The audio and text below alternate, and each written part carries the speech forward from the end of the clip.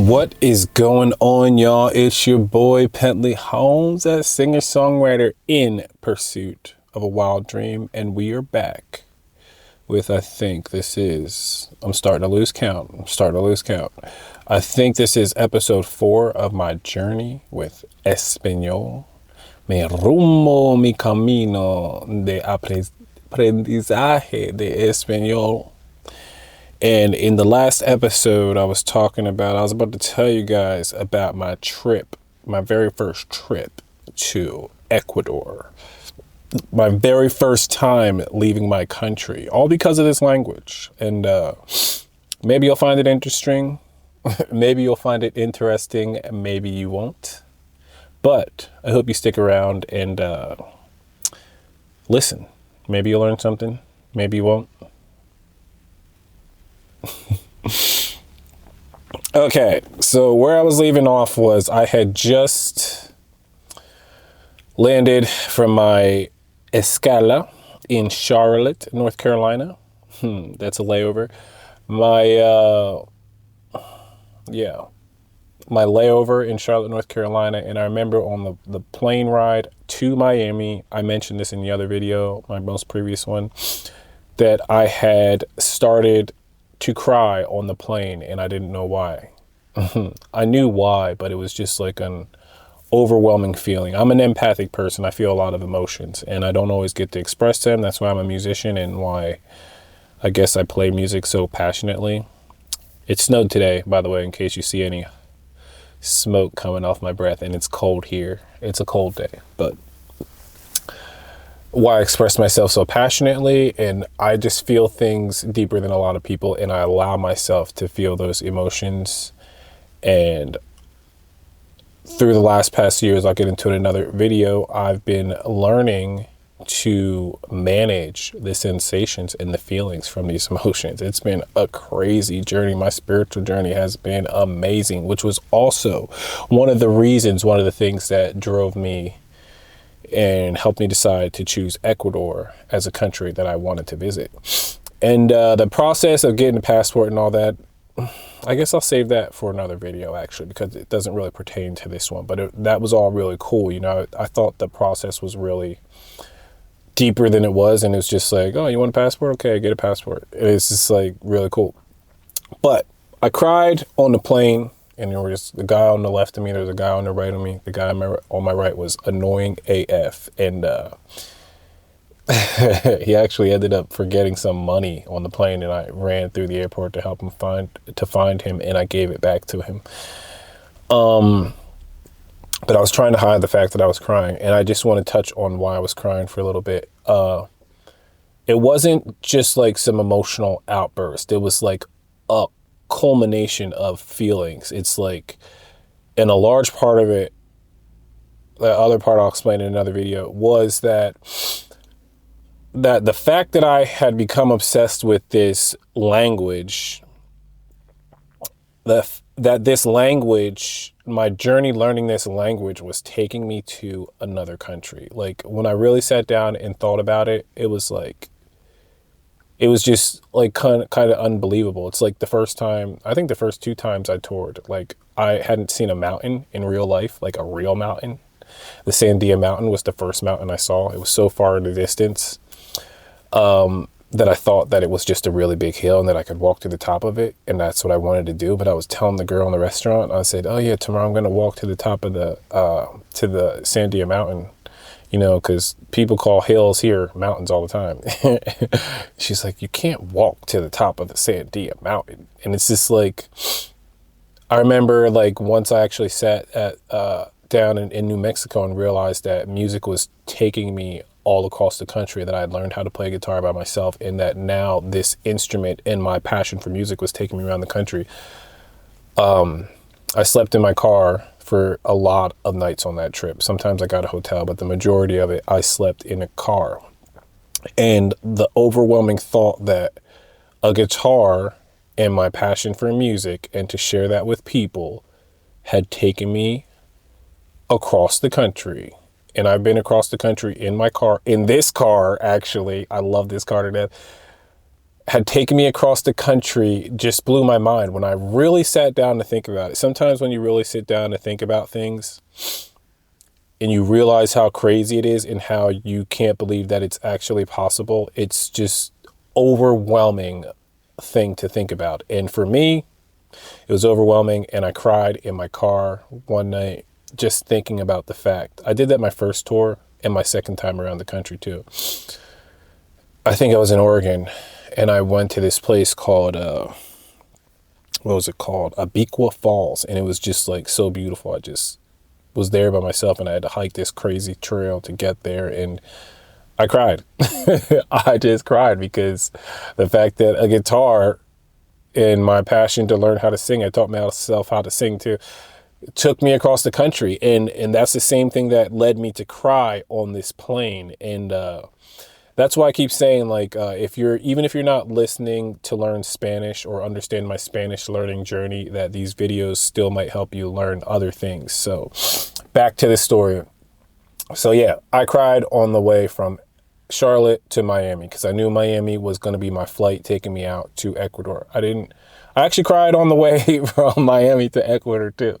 So after the lady said goodbye and whatnot in Spanish, and I realized that I understood it, it was just like, wow, like I've come a long way. At this point, it had been about 3.5 years from this when I decided to get serious. I don't know how long I've been learning Spanish, but I decided to get serious about it around 3 years or 3.5 years at this point. And it was just like, I just couldn't believe that, like, I'm understanding this language. And when I say I'm understanding it, it's not I'm understanding it. My little method of keeping time just fell to the ground. When I say I'm understanding it, that's another important thing, is like, I'm still translating in my head. Sometimes I understand it immediately, but a lot of times at that point, I was still translating in my head. So I understand Spanish, but I still have to think about a lot of times what I heard, unless I'm, and it's different when you go to another country. It's like, that doesn't really happen as much. You're just so immersed in the language that you stop translating. It's a really hard thing to explain until you've experienced. But I understand that even in those moments, I understand the language, but I don't understand it the way that they do. I don't understand it as deeply as I understand English, because sometimes you'll think somebody's saying something, but it actually subtly means something different, like the literal translation. That's why you can't always go by literal translation. Even Google Translate sometimes will translate a phrase or a passage the wrong way because it translates literally, and sometimes things don't translate literally. So yeah, I couldn't believe that I had understood her. And then I was on the plane, and it was like the first time, I flew on American Airlines to Quito, Ecuador. And then all the instructions for the plane were in Spanish. And then they did it in English. And it's just like, okay. And this guy was sitting next to me. I'll never forget. His name was Patricio. And the whole time he was sitting next to me, he looked like a normal guy from America. I don't know. He was sleeping most of the flight. And then, like, later on the flight, he woke up. And I was like, oh, I forget what I was doing. Oh, he was trying to ask me if he could put the window down. And I thought he was an American, not realizing I'm going to Quito, Ecuador. And he was like speaking in Spanish. ¿Quieres esta ventana cerrado? I can't, something like that. And then he's like, do you want me to close the window? In Spanish, he said it. And then I was like, what? Because when you're not thinking about Spanish, you're just not thinking. You won't understand. It's happened to me many times. Like, I'll speak to someone in Spanish and they're not expecting me to speak Spanish. Here in America, I'm talking about. And they won't understand what I said, even though what I said was clear and obviously in Spanish. Or they'll take a double take. That's the same thing that happened with the girl that gave me the desire and helped develop my obsession to learn the language. Was I said something to her in Spanish. She was like, what? Hold on, what'd you say? And then she realized what I had said. And that's when she got all excited. She's like, oh, yeah, sí, ¿cuál es tu nombre? And then it's like, so then once I realized he was speaking in Spanish, I was like, no de Estados Unidos. He said, no, soy de Ecuador. I'm like, oh, he didn't even speak English. So this guy, the whole time, has been sitting next to me. He slept most of the plane ride except the last couple minutes. And then he woke up and we were talking. He asked if he wanted the window shut because a lot of people shut the window. It was just clouds and bright ass light coming through. I don't even know how he was sleeping, but I was like, oh, it's whatever. And he ended up shutting it. And then we got into a little conversation in Spanish, and he was like, ¿Por qué está viniendo a Ecuador? And he asked me in Spanish why I was coming to Ecuador. And I was like, oh, I just wanted to experience your culture. I'm learning your language, and like I want to learn faster. And then the best way is total immersion and all this stuff. And I'm talking to him, I'm telling him I'm a musician and all this stuff. And he went to the United States to visit the casino and go to a soccer game over here or something. And like, he just comes here every couple of months. And he was just here. He had been here for like 2 weeks or something, just by himself, just like checking out America. And he always comes here.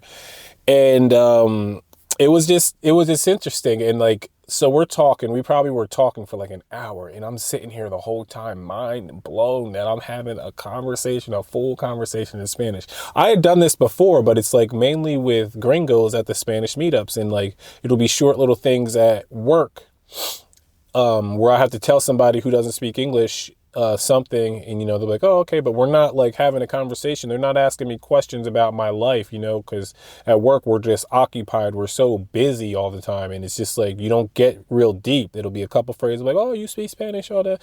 Yeah, but this was my first time outside of the meetup where I'm actually most of the time talking with other Americans. Sometimes the natives will be there just listening, who are also hosting the group, but they're not like, you're not really talking with them. Like, I was talking to a native, and I talked to Juan, and I talked to other people, but we're not getting real deep in Spanish. He's talking Spanish, I'm talking Spanish, and I'm just realizing like, damn, I'm like understanding everything. Like, how much training did I actually do in Spanish? But what has happened is like, all the things that my subconscious mind was compartmentalizing are being pushed into my active memory. I did a lot of research on how the learning process works, and that's what was happening. So my mind, now that it's being immersed in this situation, that's another thing about learning. You got to put yourself in uncomfortable situations to progress, to move forward. Now that I was in this situation and I knew that I was going to this country, and there's like people speaking Spanish around me all the whole way on the plane, it's like my mind is kind of transforming in the moment on the flight also. And we're just talking, and then he tells me he has this house in Vilcabamba in Ecuador. It's a city in Ecuador, and or a town maybe. It's this beautiful town. I didn't get to take advantage of this opportunity, but he offered me to stay in his house. He showed me a picture of his house. He had this beautiful house, and he has these kids. He said both of his kids speak English, because they go to school. Like, he sent his kids to school in London. Like, this was people say Ecuador is rich, but I'm sitting on the plane with this, like, there's another part of this story where I almost missed my flight to Ecuador. So my cabin, I had this normal ticket. My cabin got bumped up to the main cabin because I actually did miss my flight. So I had to catch the next flight, which was leaving 2 hours later. And my cabin, my seat got changed. My whole ticket got upgraded to go to Ecuador. So I shouldn't have been sitting next to this guy, but I was. And then he was showing me his house. Like, this guy, he was like, oh yeah, I have a warehouse. He was just telling me in Spanish. He didn't speak any English. He was just telling me he owns a warehouse, and he works in the office in the warehouse where other people do something. He ships packages somewhere, and that's how he's able to send his kids. His daughter was riding horses, and his son was like climbing rocks and stuff, and they're like 14 and 13 years old, or he was like some polo player. I don't even know what they were doing. I can't really remember the picture, but he was showing me everything, and it's like, I was showing him pictures of me playing music and videos of me playing music on the plane. It was interesting. So he invited me to his house. He said, yeah, I'll let you stay at my place, en mi hogar, por 2 días, si quieres. And he's like, if you want to stay here in my house, you can stay for 2 days. I'll let you stay here. He was like, where are you going in Ecuador? I was like, I'm going to Cuenca. And it's like, where he's at is 2 hours ahead. So I would have had to catch a ride from Cuenca to his place. So he gave me his WhatsApp number and all this stuff and told me how to get there. in Spanish. And it's like, I understood for the most part, but I didn't understand how traveling works. And my first night was going to be in Cuenca. So it's like, I didn't understand a lot of things. This was my first time leaving the country, so I didn't take advantage of it. But Patricio, si está mirando ese video, voy a aprovechar esa oportunidad que tú me daban, tú me ofreció, that you offered me. And I'm going to contact them because I got a trip up to Ecuador in a couple months. And so I didn't go. Because when I landed in the airport in Quito, I think he called a bus to Vilcabamba or something, or a different flight. I collected my luggage. He pointed me in the way to go to go through immigration, because he's a native of Ecuador. He gets to go right through. I was not a citizen, so I had to go through immigration and all that stuff. So that was the last time I saw Patricio, but he gave me his number and all this stuff, and I still have it. His WhatsApp, which they use there. And I was off to Cuenca to meet my guide that was going to take me somewhere. Actually, I wasn't even off to Cuenca yet. I had to catch another flight. But once I landed in the Quito airport, it was like a whole mentality shift for me, because I realized that I was in another country. Even at immigration, like, it hit me. I was like, damn, like, I'm in another country right now. It's like the immigration guy was speaking Spanglish. Like, he spoke English, but he was like basically testing my Spanish or something. I don't even know. And it's like, he was just seeing if I could speak Spanish. And then it's like, I had to collect my bags. And then I walked through the airport, like, just asking people things. Like, the first thing I didn't know how to catch a flight, my connecting flight. Everything was in Spanish. It's like, I can read Spanish actually very well, better than I can speak it, because my brain has time to process the language when I'm reading it. So I can read it as slow as I want. It's not like when someone's talking to you, it's being spit at you all rapid fire, and your brain has to translate it or understand it immediately like the natives do. So I was asking us, like, where's the information desk? And then the girl in the store that I asked, she was like, just looking at me crazy. You probably recognize the look when the person don't speak English, even if you're from the United States. It's just, they just look at you like, no English, no English. Like, and I was like, oh shit, that's right, I'm in Ecuador. I was like, ¿puedes ayudarme? Quiero encontrar la escritorio de información. And she's like, sí, por allá. And I was just like, okay, yeah, that's right. I got to use Spanish here. Everybody speaks Spanish. And it's not that everybody speaks Spanish. Actually, everybody working for the airport speaks Spanish and English. That's a requirement to work there.